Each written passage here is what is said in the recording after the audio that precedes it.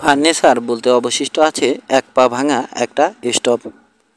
কেবিনটা মেরামত করতে হবে আমাদের, বলল জিম। মাথা দুলিয়ে সায় জানালো স্প্রিং। কেবিন থেকে বেরিয়ে এলো দুজন। মনে মনে উঠোনের ঘের ও একটা ফ্লাওয়ার বেড তৈরির প্ল্যান করলো স্প্রিং। জিম নিজের মনোভাব বুঝতে না দিয়ে কাঁধ ঝুলিয়ে দাঁড়িয়ে রইল। রোববারের সাফারে যোগ দেওয়ার জন্য তাড়াহুড়ো করে জেসের কেবিনে ফিরল ওরা। আগ বাড়িয়ে স্প্রিংকে ঘরে নিয়ে গেল ইভা। ঘোড়া পোষ মানাতে করালে গেল জিম। ওই কাজে সে এতই ব্যস্ত ছিল, একজন ঘোড়সওয়ারের আগমন টের পেল না মোটেই। লোকটা তার নীল রোয়ানের পিঠ থেকে ঝুঁকে পড়ে করাল বেড়ার মাঝ দিয়ে উকি দিল। ওয়েল জিম, বলল লোকটা, জানি না ঘোড়া পোষ মানানো বা অটোমোবাইল রোপিং, এ দুটোর কোনটিতে বেশি ভালো তুমি? হায় শর্ট, ঘুরে দাঁড়িয়ে বিস্মিত গলায় বলল জিম। কবে এলে তুমি?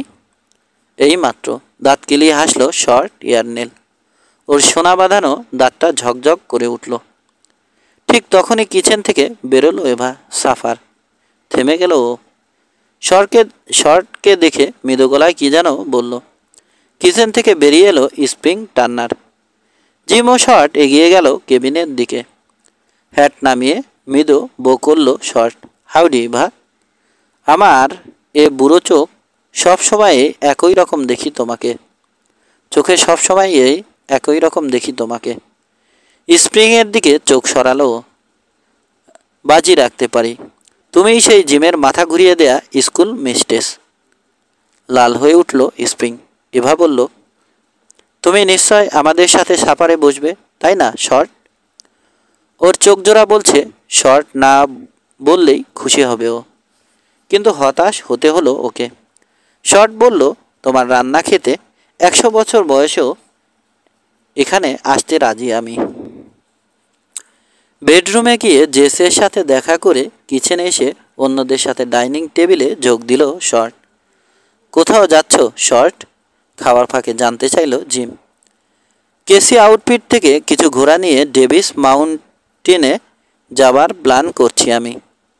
তোমার হাতে আপাতত কোনো কাজ না থাকলে তুমিও আমার সাথে যেতে পারো। অর্ধেকটা কফি ছলকে পড়ল এবার হাতে ধরা কাপ থেকে। গরুর স্কোয়াম মাঠে আগাছার কথা ভাবল জিম। এরসন স্মিথের ক্লেইমের কথাও মনে এলো ওর। টেবিলের অপর পাশে ওর মুখোমুখি বসা স্প্রিংয়ের চেহারায় হঠাৎ জেগে ওঠা উদ্বেগও ওর দৃষ্টি এড়াল না।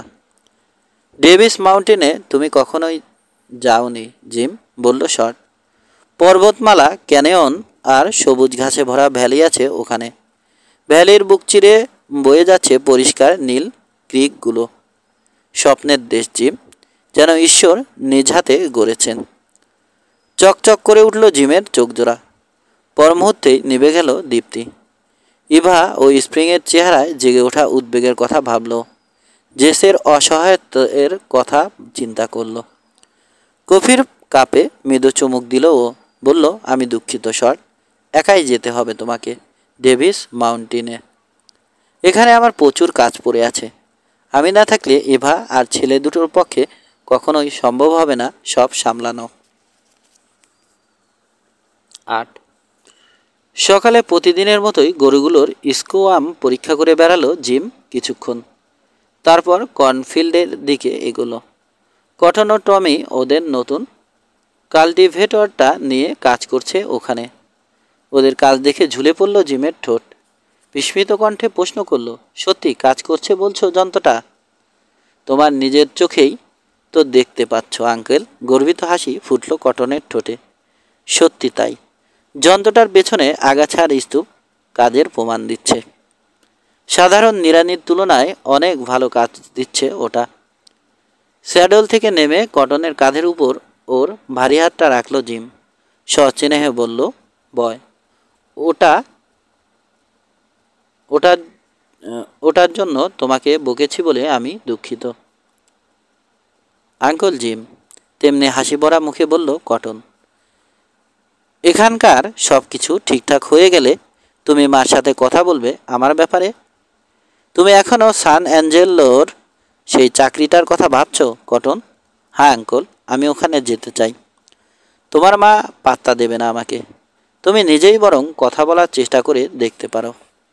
আমি বলেছি। তার জবাবে মা কি বলেছে নিশ্চয় আগেই বুঝতে পেরেছ। কটন এবং টমির কুকুরটা ঘেউ ঘেউ করে উঠতেই ওয়াগন রোডের দিকে তাকালো জিম। পরিচিত বাগিটাকে এগিয়ে আসতে দেখল। রাশ টেনে বাগি থামালো ফ্যাট গ্যাভিন। ও একাই এসেছে এবার। সবুজ ফিডের দিকে তাকালো ফ্যাট। কটনের যন্ত্রটার দিকে চোখ গেল ওর। জিজ্ঞেস করলো, ওই যন্ত্রটাকে কি বলে ডাকো তোমরা? নতুন যন্ত্রটা। মুখে ব্যাঙের হাসি ফুটিয়ে তুলল জিম। কটন নিজে বানিয়েছে। আমরা ওটার নাম দিয়েছি ব্যাংক বিটার। মাথা দোলালো ফ্যাট। তোমাদের কিছু গরু বেচার আছে তাই না জিম? শিওর, কাজ দেখালো জিম। জেস বলেছে বুড়ো থমসনের সাথে বসন্তকালে আগাম চুক্তি করেছে সে ওগুলোর ব্যাপারে। সেক্ষেত্রে চিবিয়ে চিবিয়ে বলল ফ্যাট, ভিন্ন চিন্তা করতে হবে তোমাদের। আমাদের কাছে ওর কিছু নোট ওভার ডিউ হয়ে আছে। ওগুলো শোধ করার পর গরু কেনা দূরে থাক, তামাক খাবার পয়সাও জুটবে না ওর কপালে। ঢোক গিলল জিম। নিজের উদ্বেগ গোপন রাখার চেষ্টা করলো বুড়ো থমসন না কিনলে অন্য কোথাও বেচার চেষ্টা করব আমরা গরুগুলো।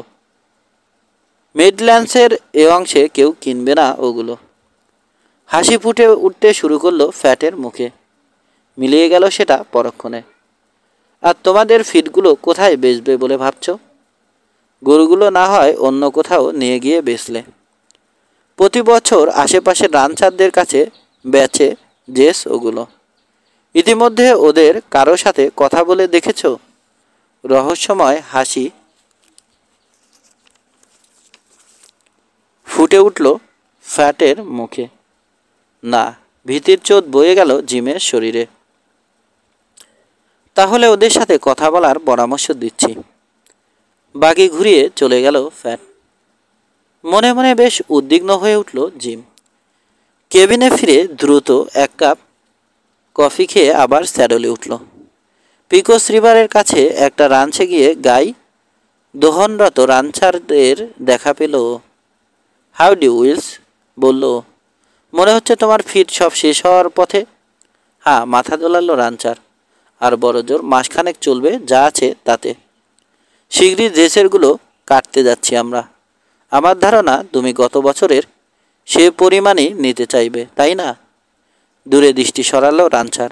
আসলে জিম, আমি ইতিমধ্যেই আমার দরকার মতো সব ফিডের জন্য চুক্তি করে ফেলেছি।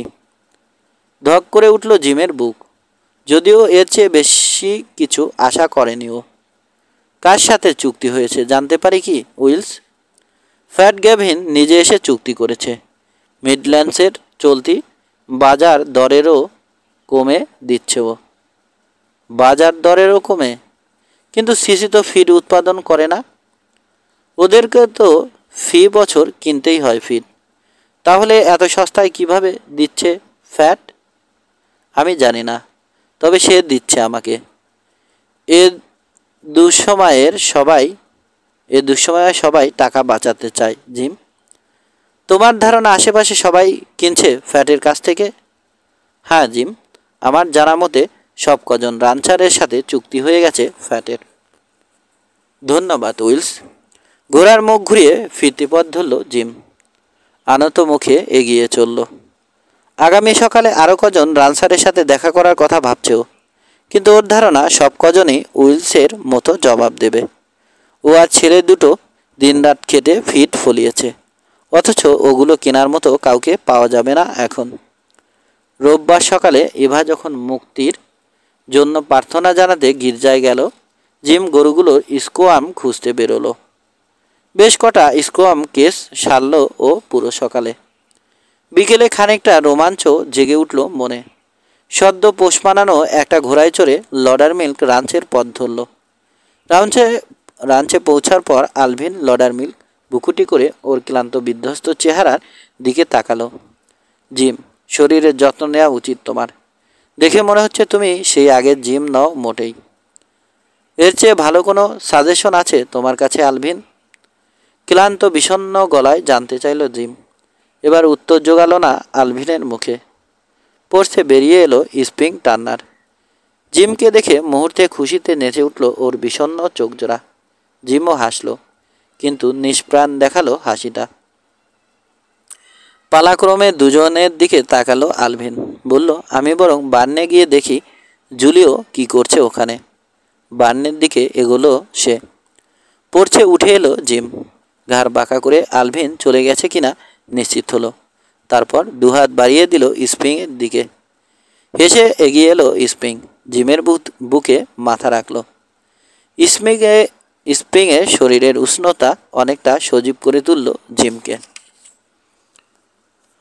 অনেকদিন তোমাকে মিস করেছি জিম, অনুযোগ ভরা গলায় বলল স্প্রিং। নতুন প্রেমিক প্রেমিকার জন্য 1 সপ্তাহ অনেক লম্বা সময়। ওখানে অনেক কাজ পড়েছিল আমার। এক পা পিছিয়ে গিয়ে সমালোচকের দৃষ্টিতে জিমের দিকে তাকালো স্প্রিং। তুমি অনেক শুকিয়ে গেছো। আমি ঠিক আছি স্প্রিং। ওর হাত ধরল জিম। পড়ছে একে অপরের গা ঘেঁষে বসল দুজন। পাল্লার ফ্লোরে হুইল চেয়ারের চাকার আওয়াজ শোনা গেল। ওই যে বুড়ি আসছে, আতঙ্কিত গলায় বলল জিম। জিম ওয়েলডন আবার এসেছে আমাদের স্প্রিংকে জ্বালাতে, বলল বুড়ি ফেভারসাম। আমি হলে ওর দিকে একটা মরা বিড়াল ছুঁড়ে মেরে পালিয়ে যেতাম। জিমের দিকে তাকালো স্প্রিং। দুহাতে মুখ ঢেকে হাসি লুকালো। মা, তুমি এদিকে এসো। কিচেন থেকে কোরার গলা শোনা গেল। তোমার সাথে কিছু কথা আছে আমার। গজ গজ করতে করতে হুইল চেয়ারে শব্দ তুলে চলে গেল বুড়ি। ওরা যদি আমাকে ফাঁসিতে ঝোলায়, বিরস গলায় বলল জিম, তবে বুড়িকে নির্ঘাত দাওয়াত দেবে। আমার ঝুলন্ত নিষ্প্রাণ দেহের দৃশ্য ওর জীবনের সর্বশ্রেষ্ঠ দৃশ্য হবে। মিসেস ফেভারসাম শুধু আমাদের মঙ্গলের কথা ভাবছে। ভাবার কথা তো আমারই ছিল। না, ভাবা এখনো তোমার দায়িত্ব নয়। আমার ধারণা আমার কথা ভাবা ছাড়াও আরও অনেক বড় দায়িত্ব এখন তোমার ঘাড়ে। বিষণ্ণ দৃষ্টিতে দূরে ট্রান্স পিকোস পর্বতমালার দিকে তাকালো জিম। এর চেয়েও আরও অনেক কঠিন কাজও করেছি আমি স্প্রিং, কিন্তু তখন প্রতিবারই ভালো না লাগলে অল্প সময়ের নোটিশে সব ছেড়ে ছুড়ে চলে যাবার স্বাধীনতা ছিল আমার। এবার সে সুযোগ নেই। মনে হচ্ছে কেউ যেন জোর করে আমাকে একটা খুঁটির সাথে বেঁধে রেখেছে। সব মানুষই কোনো না কোনোভাবে শৃঙ্খলে বাঁধা জিম, মেয়ে মানুষও। নিজের উপর আস্থা অর্জনের চেষ্টা করো। জিমের ডান হাতটা তুলে নিয়ে শক্ত তালুতে চুমো খেলো স্প্রিং। কিছু বলার চেষ্টা করলো জিম, পারল না। হাতটা ছেড়ে দিয়ে স্প্রিং বলল, এডসন স্মিথের ক্লেমের ব্যাপারে আপাতত ভাবছ না তুমি, তাই না? নিজের দুহাত মেলে ধরে তালুর দিকে তাকালো জিম। আরও বিষণ্ণ হয়ে উঠল ওর চোখ জোড়া। স্প্রিং, সিসি টার্পলি আর ফ্যাট গ্যাভিনের হাত থেকে জেসকে বাঁচাতে হবে আমার, সে যে করেই হোক। আমি তোমাকে কিছু সাহায্য করতে পারি জিম। আমার হাতে কিছু টাকা আছে। অন্তত স্মিথের ক্লেমটা ধরে রাখতে পারি আমরা। বিস্মিত চোখে স্প্রিংয়ের দিকে তাকালো জিম। দীর্ঘ কণ্ঠে বলল, না স্প্রিং, ও টাকা আমি নিতে পারি না। টাকা রোজগার করার দায়িত্ব আমারই।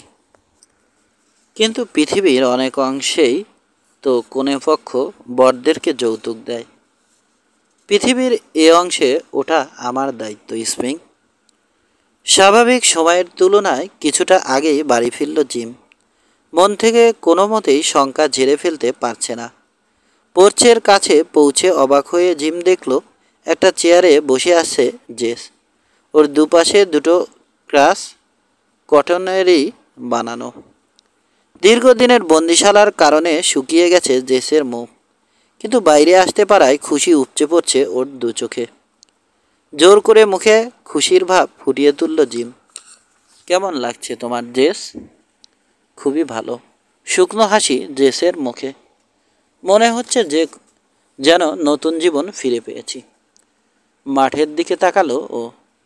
ফিটগুলো কেমন হয়েছে জিম?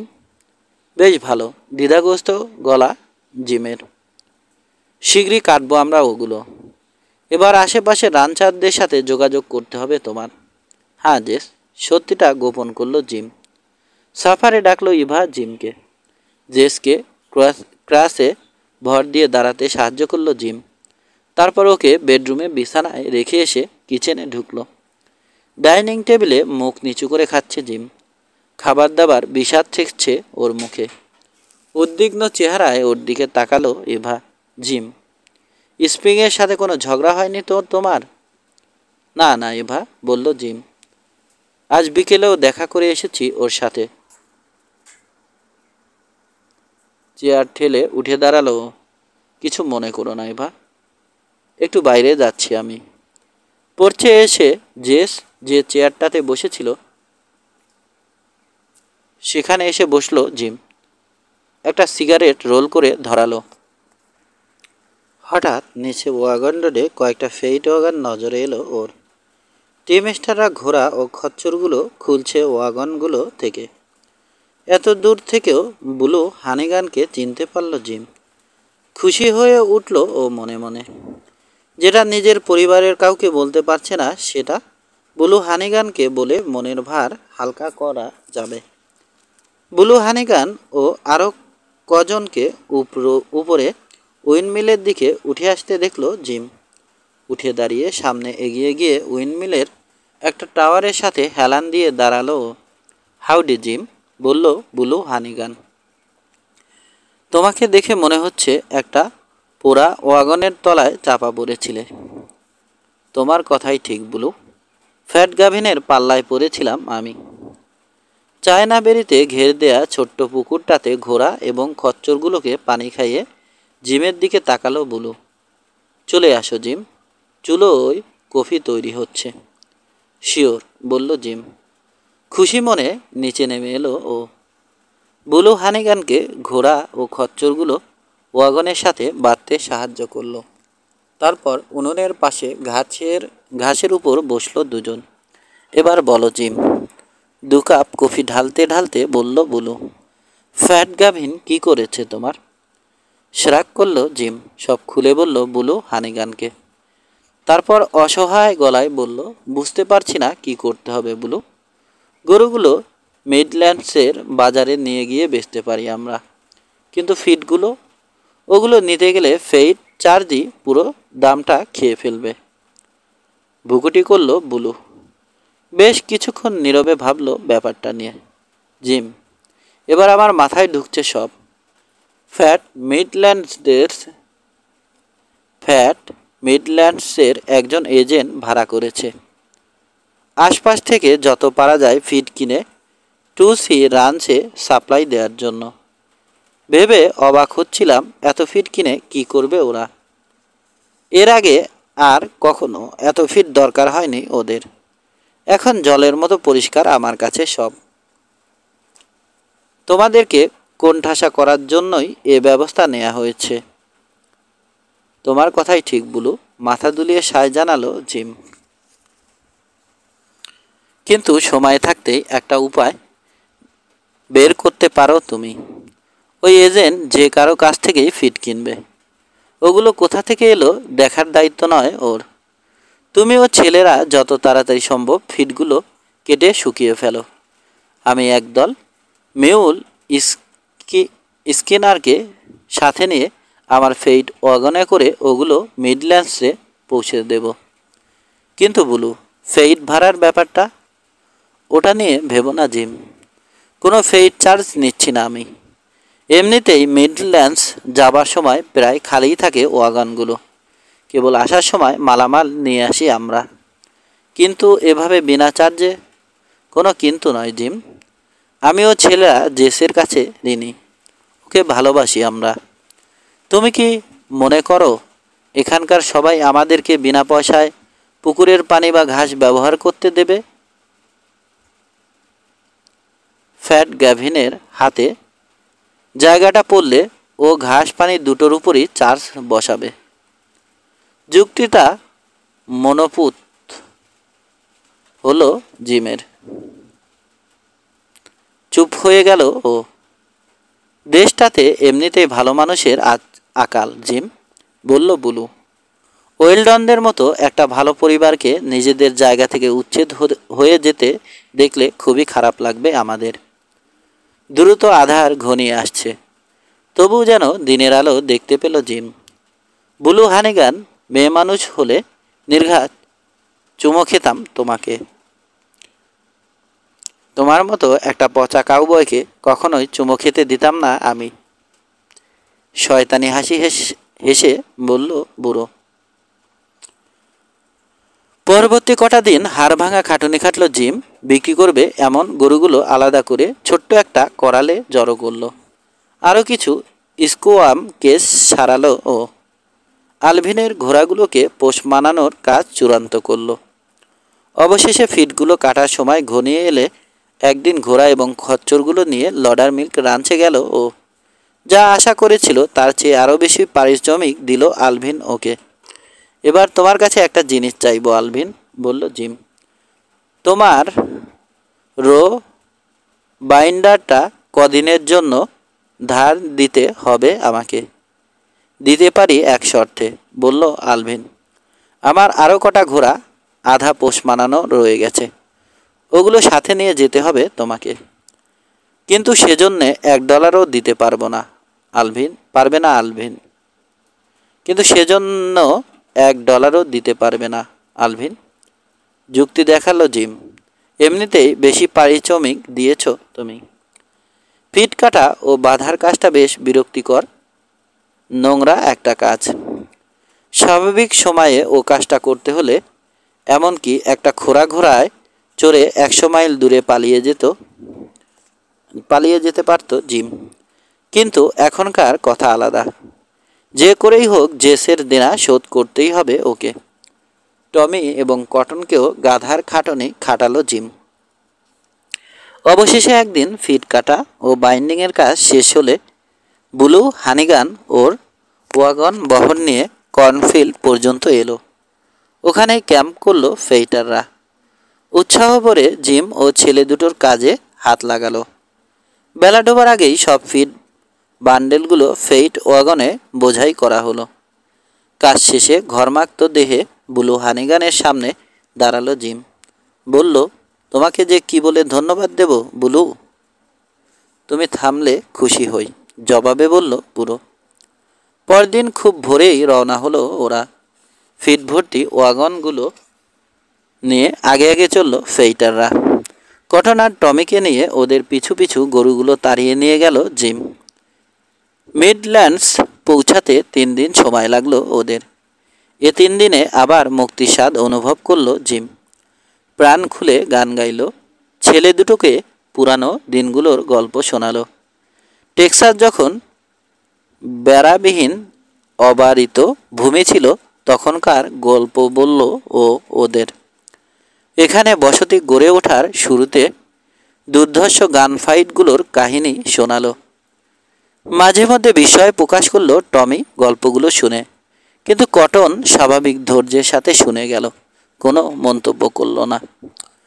কটন এবং টমির চরিত্রের পারস্পরিক বৈপরীত্য নিয়ে ভাবল জিম। কত আলাদা ওরা দুজন।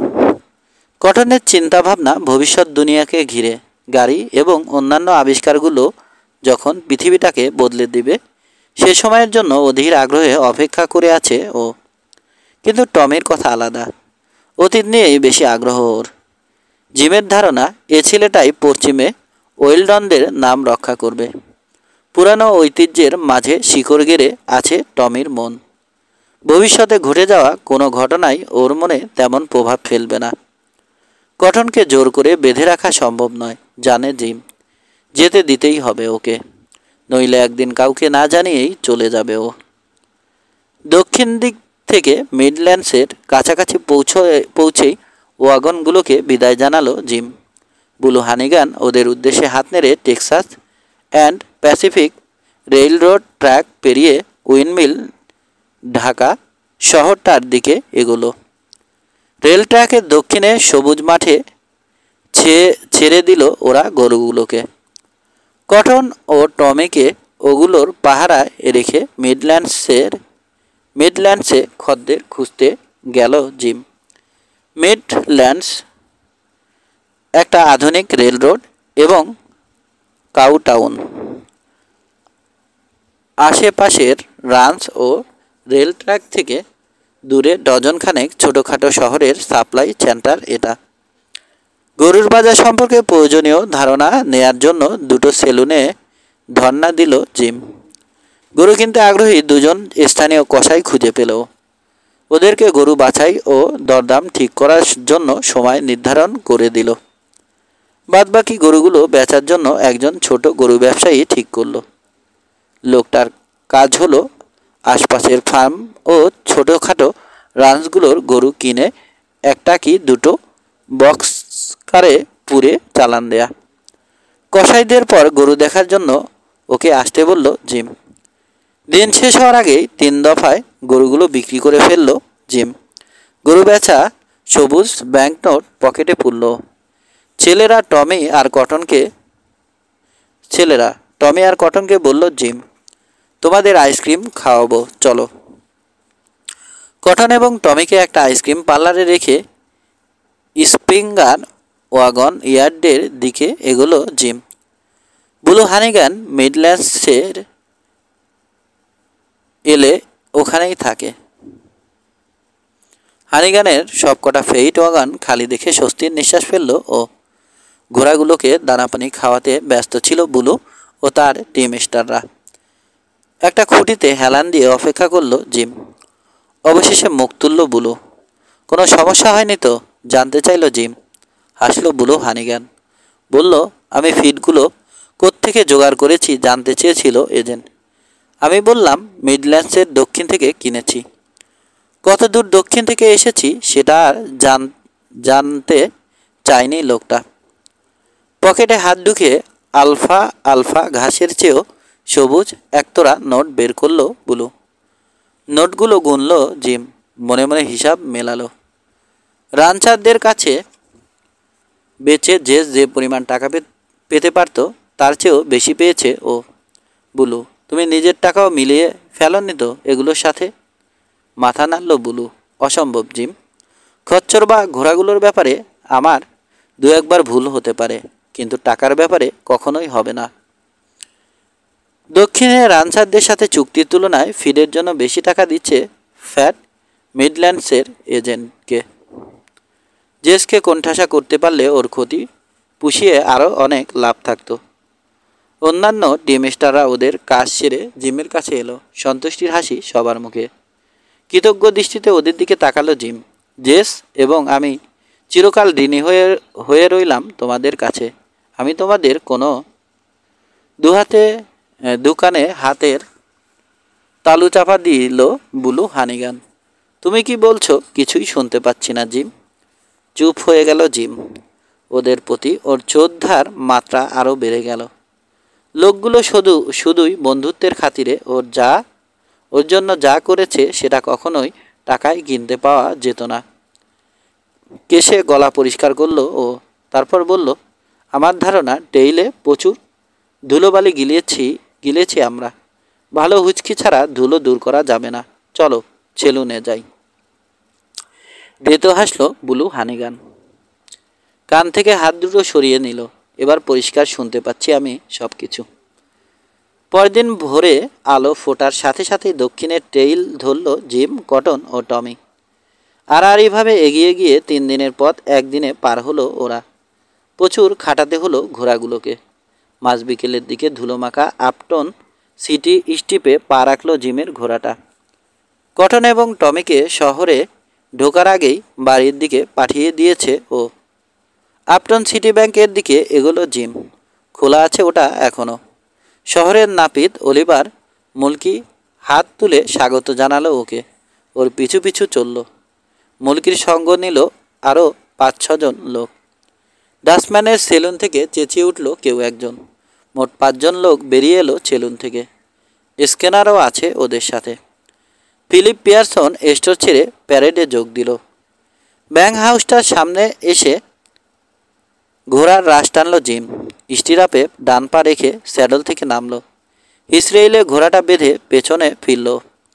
16-17 জন লোক জড়ো হয়েছে ওর পেছনে। নীরব হাসি ঝুলছে সবার ঠোঁটে। ব্যাংকের ভেতরে পা রাখল জিম।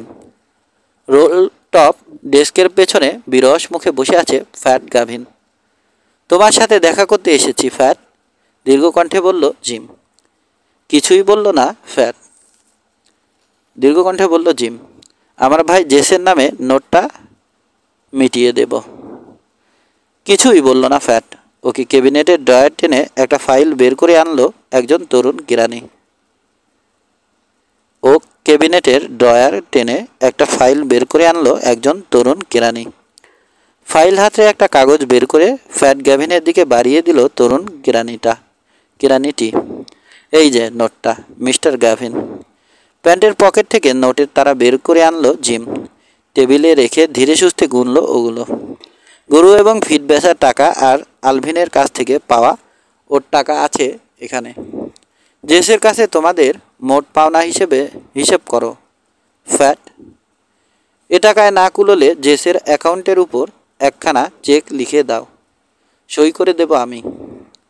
ওর অ্যাকাউন্টে ড্র করার অথরিটি দেয়া আছে আমাকে। ফ্যাট নীরবে সুদসহ জেসের ডেবিট ব্যালেন্স হিসেব করল।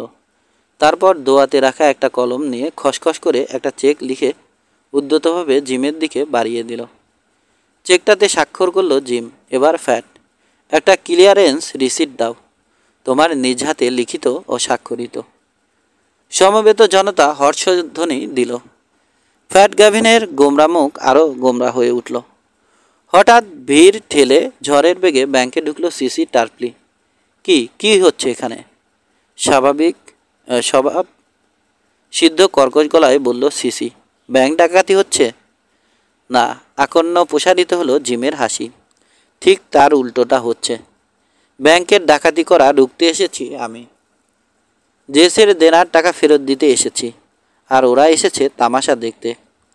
দ্বিধান্বিত চোখে জিমের দিকে তাকালো সিসি। তারপর ফ্যাটের দিকে তাকিয়ে ওর বিধ্বস্ত চেহারা দেখল।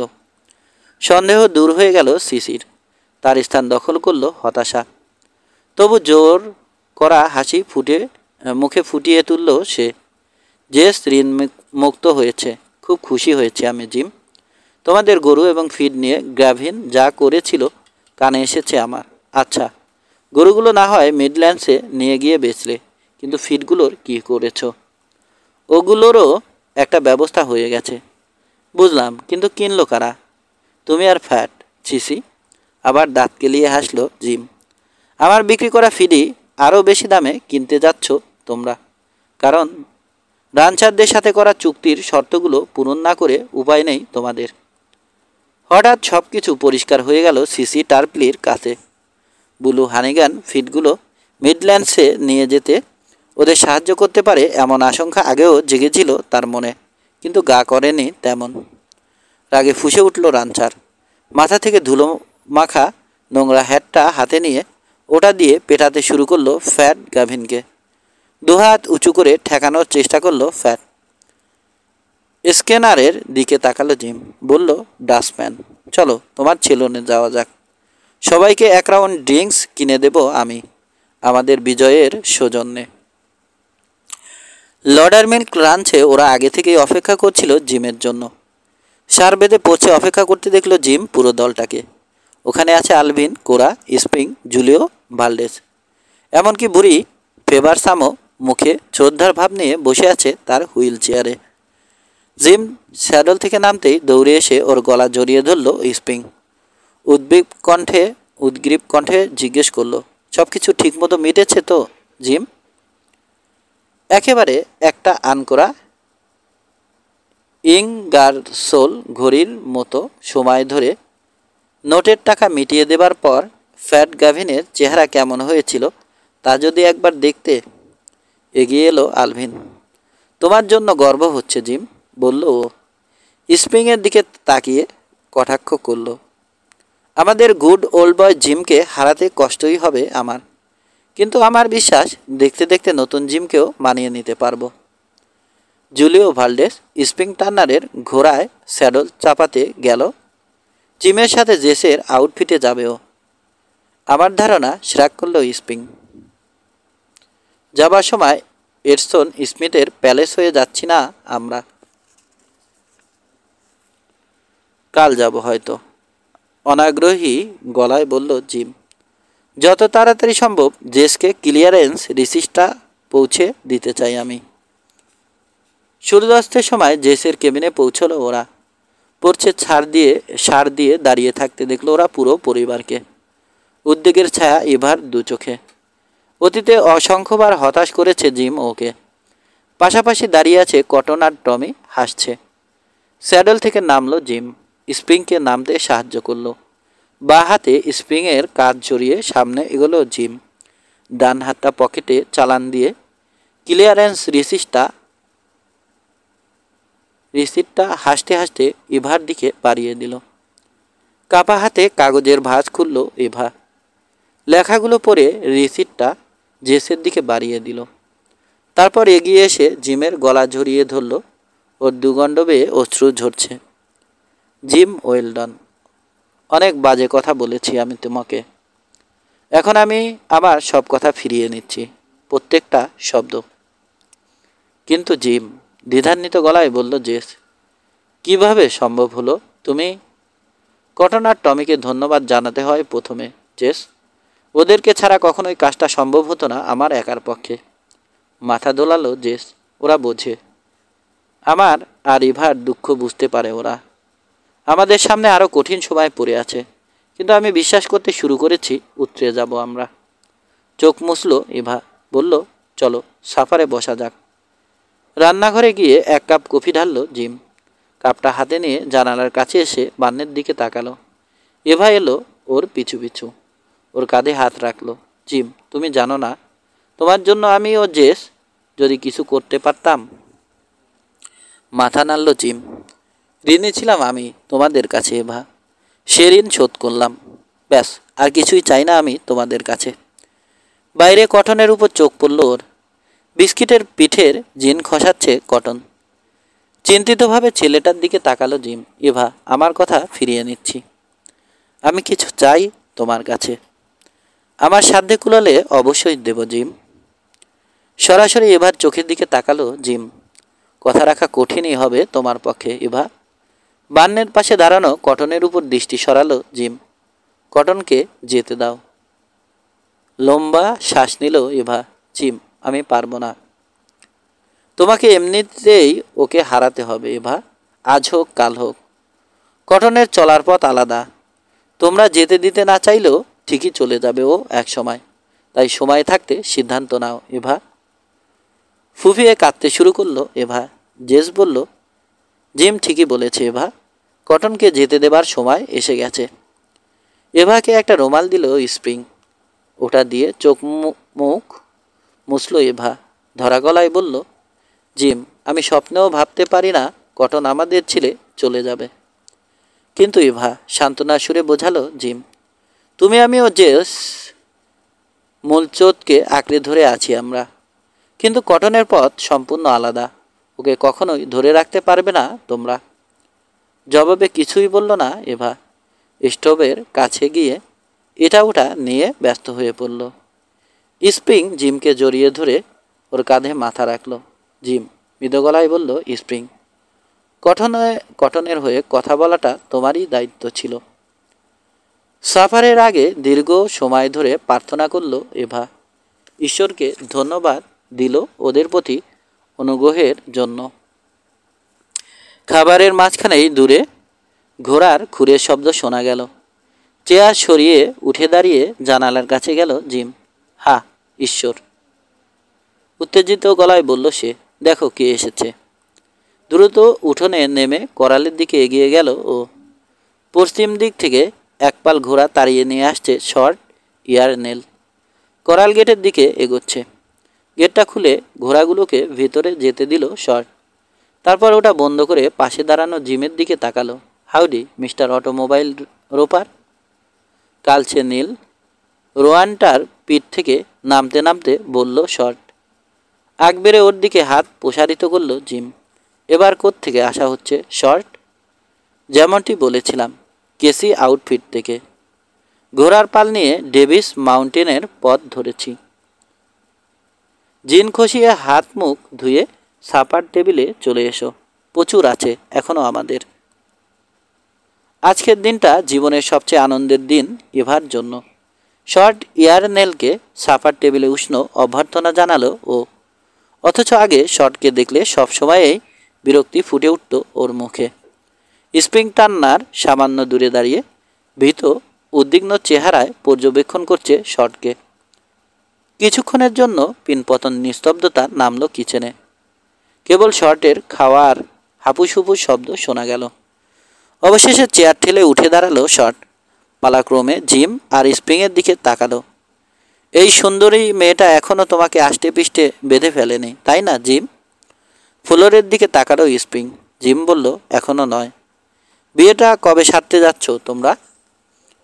অস্থিরভাবে হাত কচলালো জিম।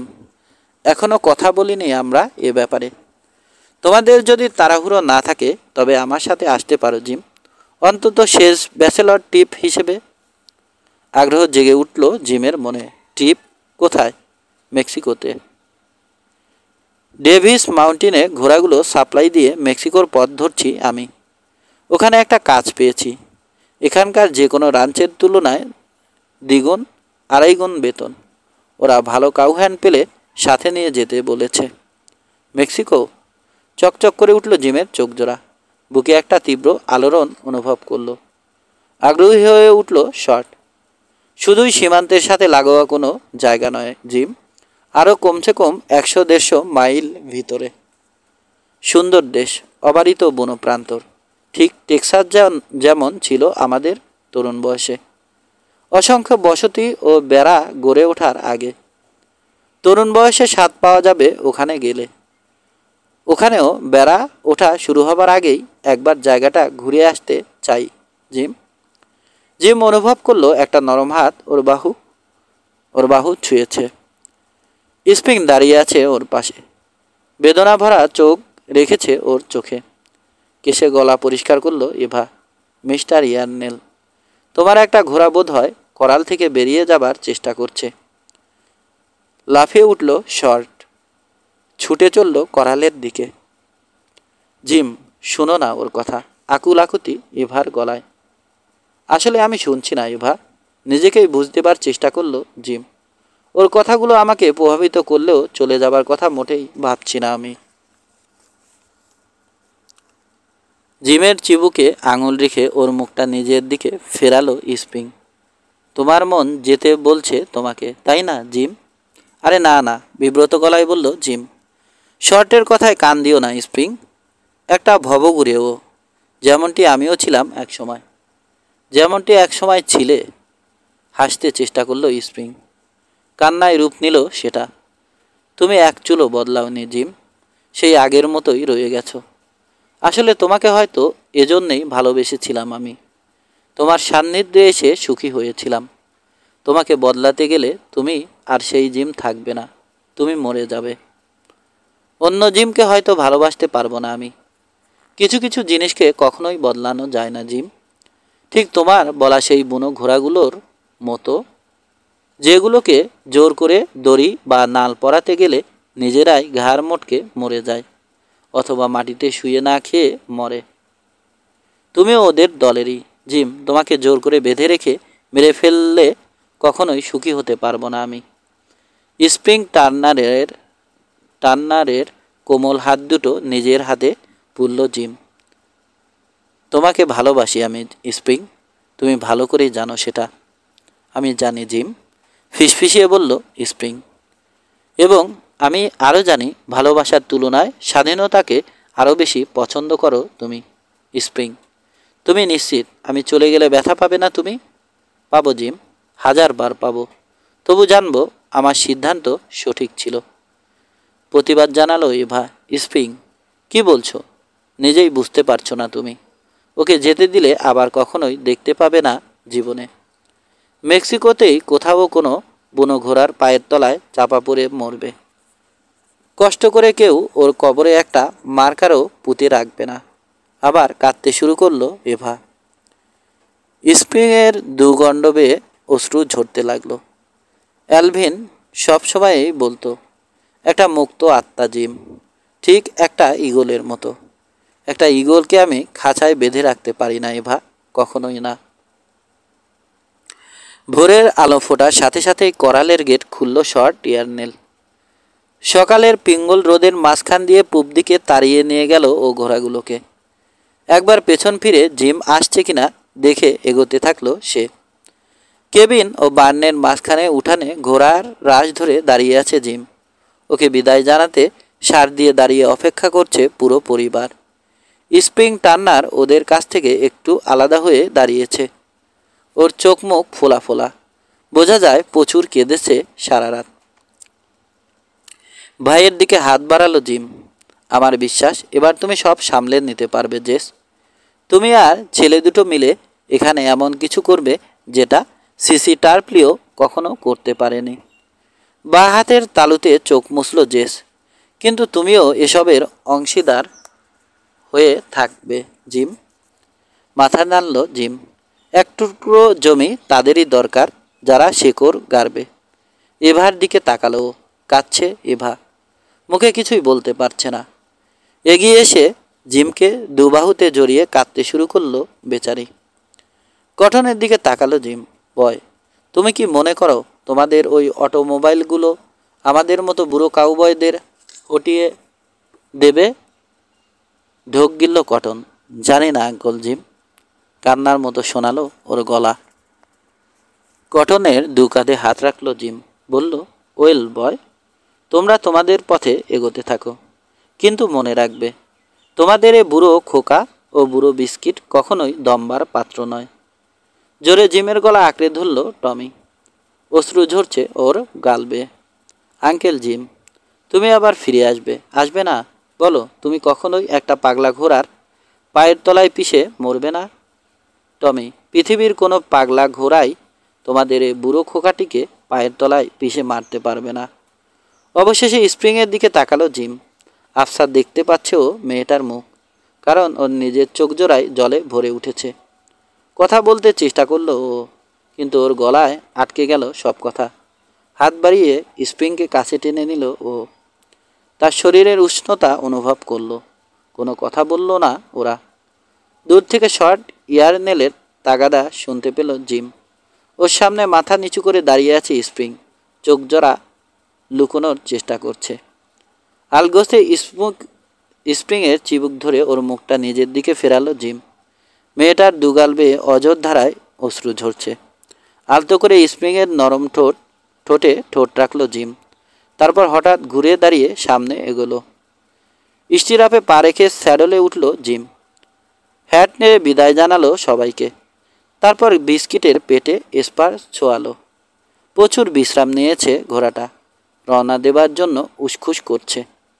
জিমের মতো ওটার রক্ত মিশে আছে অ্যাডভেঞ্চারের নেশা। সূর্যের লাল আভা উপচে পড়ছে পেইরিতে, পড়ছে দাঁড়িয়ে আছে পুরো পরিবার। স্প্রিং টার্নার এখনও একাকী দাঁড়িয়ে। জিমকে চলে যেতে দেখছে ওরা। গর্বিত ভঙ্গিতে সোজা হয়ে স্যাডলে বসে আছে। সোনালি আলোর মধ্যে দিয়ে এগোচ্ছে ও। অবশেষে একসময় নতুন দিনের উজ্জ্বল আলোয় দিগন্তের শেষ সীমানায় মিলিয়ে গেল জিম ওয়েলডন।